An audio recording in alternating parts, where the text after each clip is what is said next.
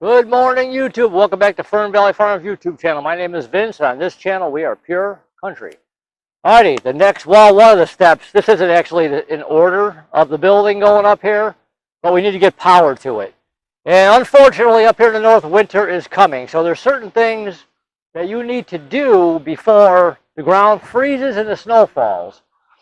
And I was going to run power overhead. Of my building and come down and go into the new building. The cost of the wire to do that isn't cheap. So it's actually cheaper to bury this underground. The wire costs a little bit more, but I'm burying this underground. And you can see the trench I got dug here. I figured I start this video after I got the trench dug. See, it goes all the way to the new building. And what it's doing, I'll explain this, what we're doing here. I've got it coming underneath here. I've got that brick holding that pipe down right now. I got to fill that in, get this buried. I want to at least get this part covered so I can get in and out of the barn right here. But what I'm doing is I'm putting in, and I'll show you.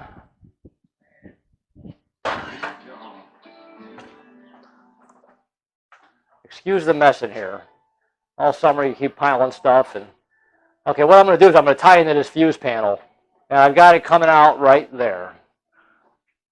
This big thick wire, this is number 6 wire. This is number 6-3 wire. Really thick stuff, but it's heavy duty. What I'm putting in is, in this panel, I'm going to put a 50 amp breaker. That 50 amp breaker, number 6-2 or number 6-3 wire is designed for a 50 amp breaker. The reason I'm going so high on the breaker is someday in the honey house or the honey barn, if I have bigger equipment that's going to need more power, I just soon do it now. So I bit the bullet now, bought the bigger, thicker wire now. I want to get it in the ground. So now I'm going to have 50 amps going from here. It's going to come out of the ground. It's going to tie into here. And then it's going to run to the new building. Now, if you've never done something like this before, have someone do it for you. It's still only a 110 service. It's not like you're messing with 220, which 220 will knock you right on your ass. And I don't mess with 220. I don't like that. Scares me. 110, I don't mind. If you get zapped by 110, it ain't going to hurt you. You get zapped by 220, it's going to knock you down. I've never been zapped by it. I don't plan on being zapped by it. I know guys that are electricians have been hit by it, and it's not fun. So that's pretty simple. And what I'll do is when I get to that next step, I'll show you guys how you hook it up. Because what I'm going to do is I'm running from what I just showed you, that fuse panel, all the way across. And let's take it down.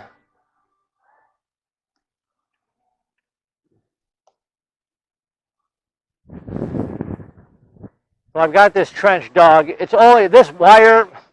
Okay, now technically, if somebody that's watching this is an electrician, they're going to be like, no, this black wire is not supposed to be buried underground, but I'm putting it in conduit. Whoop.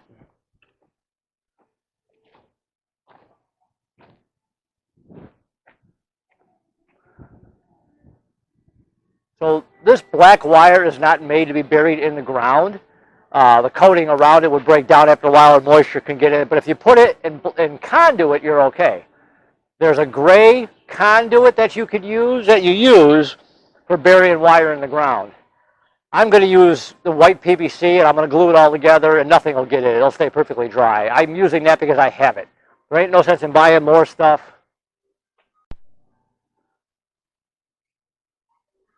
All right, so what I'm going to do is I'm going to be burying this black wire in white conduit. Like I said, the reason I'm using the white, I have it. You can go buy the gray conduit. It comes with it comes for each piece to put. It's got on the end of it, it's flared, so the next piece can pop into it. I'm going to use white couplings on that. I've got 3/4 inch conduit. I'm going to glue it all together. Not one drop of water will get in there. It'll be perfectly fine. I'm not saying for you to do it this way. This is just how I'm doing it. The UF wire. This is 6-3 wire, which means there's 3 wires in the ground, and I'll show you the purpose of that once we get to that. Till we get to that part. If you get the gray wire, which is it's 6-3 UF. Underground feed is what UF stands for. That you could just bury directly into the ground. That's made for pole barns, outdoor lights. You can put that in the ground without nothing else. This, you got to put it in something. And like I said, this is how I'm doing it. I'm not telling you to do it this way. This is how I'm doing it, but I know it'll be safe because it's all going to be sealed. Not a drop of water will get in there. Like I said, that end is going to go to a 50 amp breaker, and what I'm going to do over here, that piece of pipe, I had put that in before they did the cement, so that pipe is in there rock solid. It's going to come up.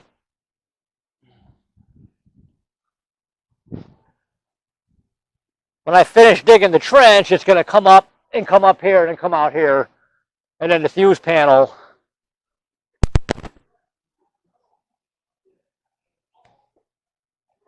It's going to come up right here, and then the fuse panels will be mounted somewhere right here. When you're doing wiring, leave yourself extra.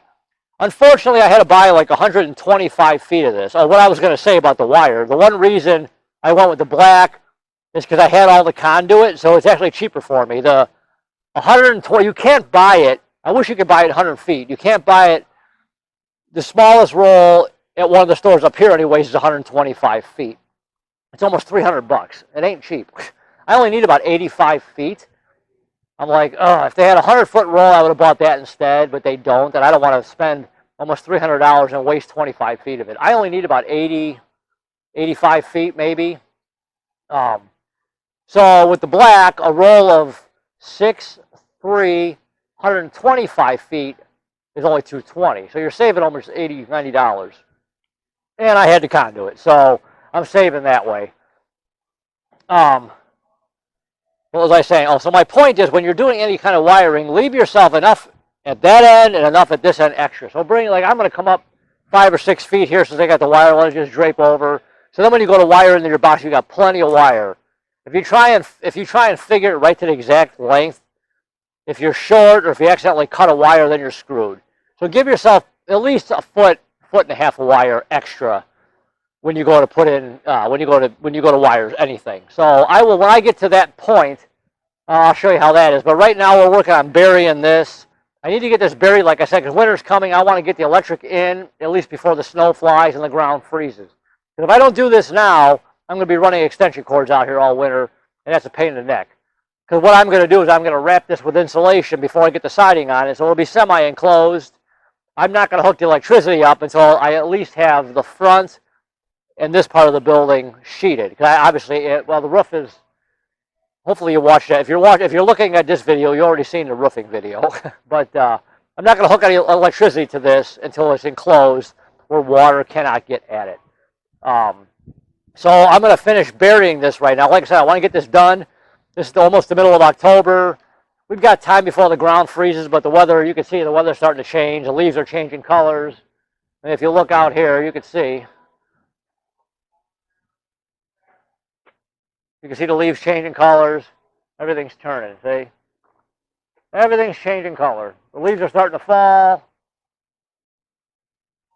So winter is coming. So there's certain things that you want to get done. I don't mind working out here in the snow. I'm fine with that. You put your overalls on, whatever, I'm good. But like I said, I want the electricity in the ground before the ground freezes, so it's done. Then all winter, once I get it enclosed, I can hook the power up. I can get lights in there. I'm good to go. This is buried. The ground's frozen. Who cares? So this is what I'm going to do. I'm doing right now, just like I said, to get this done. So I'm going to show you really quick what I'm doing over here. So what I'm going to do over here, you can see that pipe is down deep enough. It's down deep enough. It's clearing the door. I got these bricks holding it down. I'm going to put some gravel on this to kind of start packing that down.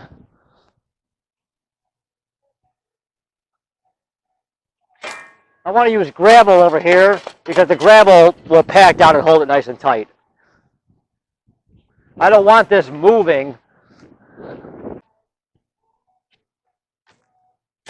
I want to get plenty of gravel around this so it packs down, because what's going to happen in the wintertime, the ground's going to freeze. The ground's going to heave, it's going to come back down. So I want that nice and solid. And once I get this pipe all buried in the dirt, that's another reason too, get it done before the ground freezes. Let it rain out, the dirt will pack this down, it won't go anywhere. Let me get a little bit more gravel. All right, I'm going to go ahead and finish packing this. I'm going to go ahead and finish packing this. I'm going to get this piece down so I can get this mat laid back over So if I got to bring the horses in and out, I can get through this door here. So anyways, here's first step of running the power to my honey barn. I'll show you guys this every step of the way. I'll show you when it comes time to hook it to the breakers. There's going to be a 50 amp breaker in here, a 50 amp breaker in there. That's going to power that box, and then I'll have 15 and 20 amp breakers attached to it. 20 amp breakers or 15 amp breakers are good enough for a light switches with 14 2-wire. I'm probably going to put 20 amp in just to have a little bit extra heavier wire. It's better to have heavier wire so it won't get hot. And then this way too, depending on what kind of equipment I eventually put in there, I have plenty of power. I want to beef that up. So, and you are going to lose a little bit of distance. The longer you run power, you lose distance. And I want to say the chart's at 75 feet. Your voltage starts to drop a little bit. But with a 50 amp breaker, I'm only going about an extra 8 or 9 feet. 75, it's about 84, 85 feet, maybe 10 feet. So I'm not going to lose that much. And I'll still have plenty of power for the equipment that I need to run in there. So anyways, let me get this filled back in, and I will show you guys. I'll get it about halfway done, and I'll show you how it looks. All right, well, I'm getting it buried. Here's what it looks like buried, or halfway anyways. Just glue all these pieces together. That one's already done. I got to seal the end of that pipe there. Bring it around. We're getting there. So, just wanted to show you what it looks like about halfway done. Just wanted to show you what it looks like about halfway done here. So, let me go ahead and keep burying this, and I will show you what it looks like when we're done. So we're getting there, and it's supposed to rain this week. So my plan is to get this thing covered up. You know, I really hate carrying this camera around.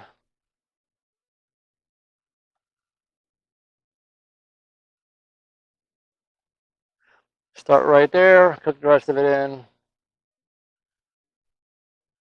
You see, I've already got the wire cut off. I've got plenty of extra cut.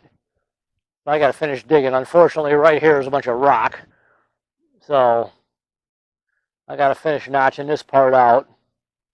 Get that pipe on, get it ran in there. So, all right, I'll be back once I get it all laid out. I'll show you before I start covering it. All right.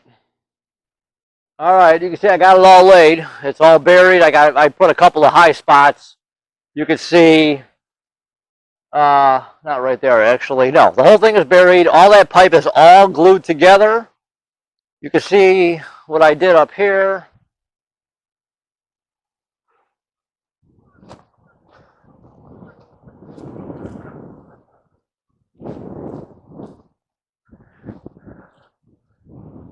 I think I showed this in the last part, but I got that all covered up by the building. I got gravel around it. I did show all that actually. So this part is all buried now. So all the way across, I got a couple of spots here where I had to put some dirt on it to pack it down. I had to get hay in and out of the barn, so I put some dirt on that just to hold it down so I can get hay in and out. And then up here, up there, I got gravel on it to hold it down. I'm putting gravel around that hole. I've got reducer fittings on there. But if you look at this,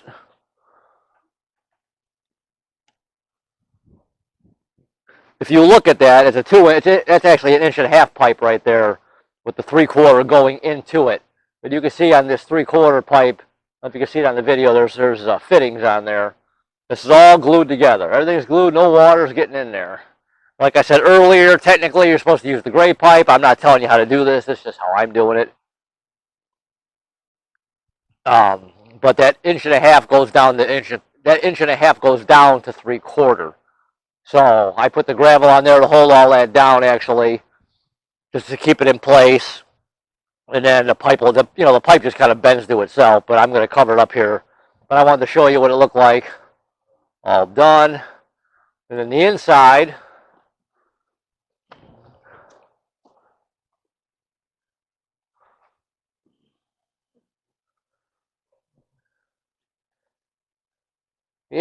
here,